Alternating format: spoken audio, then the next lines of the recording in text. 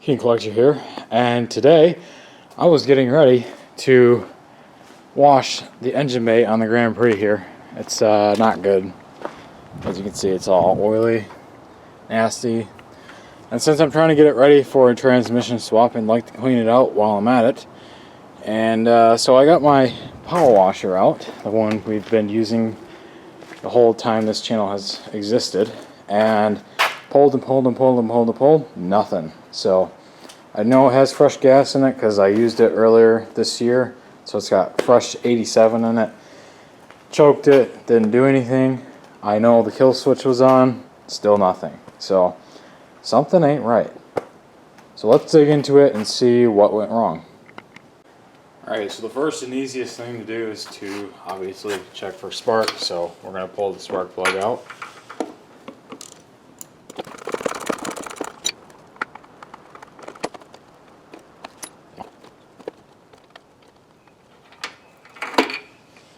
Alright, so there's a spark plug right there. Looks alright. Not jet black and sooty or anything. So that kind of tells us that when the engine is running, it's running pretty good in terms of fuel mixture. So we're going to put that back in the boot like so, and then lean it up against the valve cover, and we're going to check to make sure it's actually making spark. Alright, so there you go. Let me know if it sparks. Kill switch is on.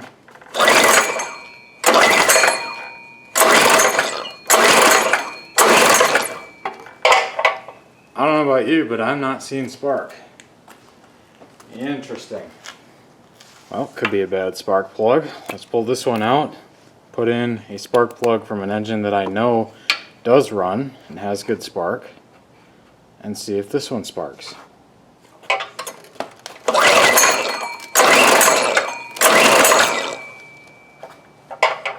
Still nothing. Interesting. So we have a no spark case. Now let's pull apart this kill switch, get the voltmeter out, and test continuity between the engine block and the toggle part of the switch. Basically, all it does is it grounds the coil to the frame of the engine, or the block I guess, and that's what cuts off your spark when you click the off position. So there's a little screw up in here. I'm going to pull that and see if it is grounding. Alright, so there's our ground terminal right there that connects to the block. So I'll grab my multimeter.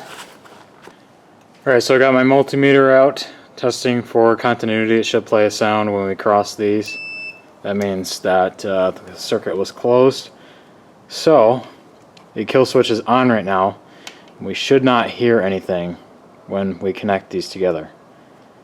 Okay, that is correct. Now when I click it off, it should beep, because that means the circuit was closed and the coil was cut off from ground. There you go. So the kill switch is working correctly. So that pretty much narrows it down to two things. One, it could be the coil itself is shorting out on itself, which basically creates a grounding effect, which leads to no spark. Or it could be the magnet on the flywheel. There's a magnet on there. Every time it goes around, it sends the magnetic field to the coil, creating the electric pulse. And if that magnet has become demagnetized, which sometimes these things do happen, if there's no magnetic field, no electric pulse, no spark. So it could be either or at this point. The coil is a lot cheaper to replace than the flywheel, although they are both fairly cheap, especially these Chinese ones with the cast aluminum, or not cast aluminum, but cast iron flywheels. So I guess what I'll do now is just try this one more time with this disconnected, and it could be that this just had a bad ground, which I don't know why that would happen, to be honest, because this aluminum is pretty clean and so is this terminal, so chances of this just being dirty is pretty low.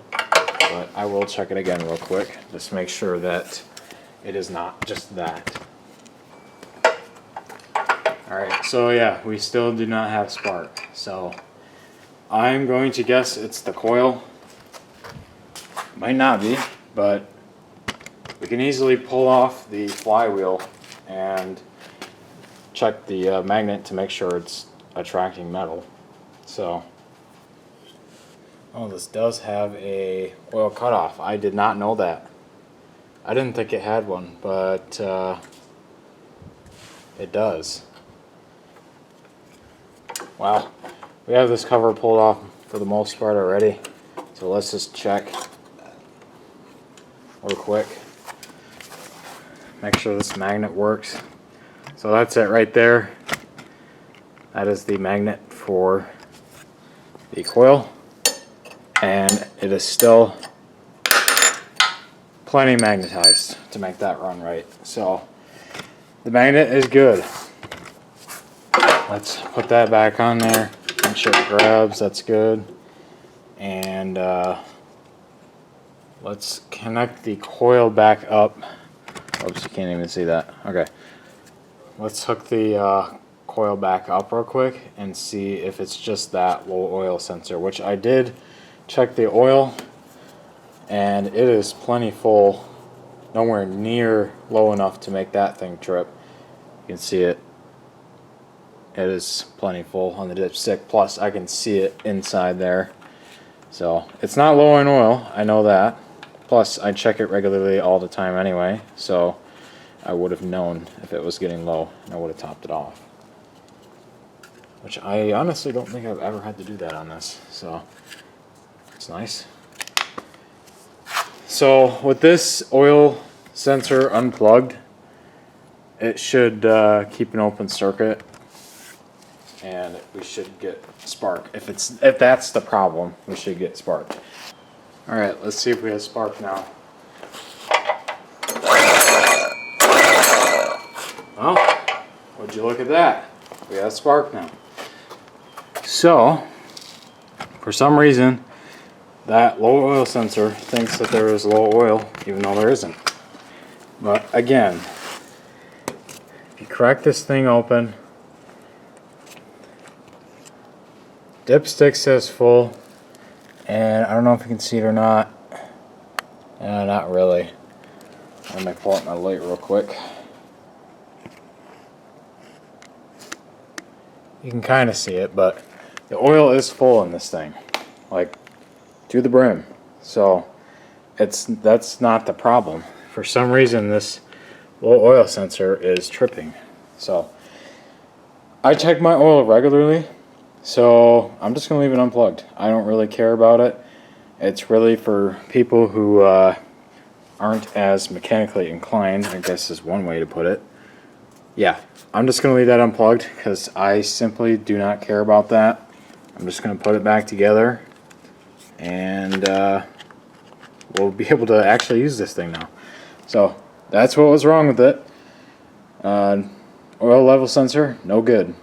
So if you have a Generac 212 on any kind of Generac power equipment like this one and you have no spark, go ahead, take a look at that. Unplug it, and if it starts sparking again, that's your problem. And it could be any of the other things that I suggested, so that's what to look for if you have no spark. Anyways, I'm going to wash up my engine bay now.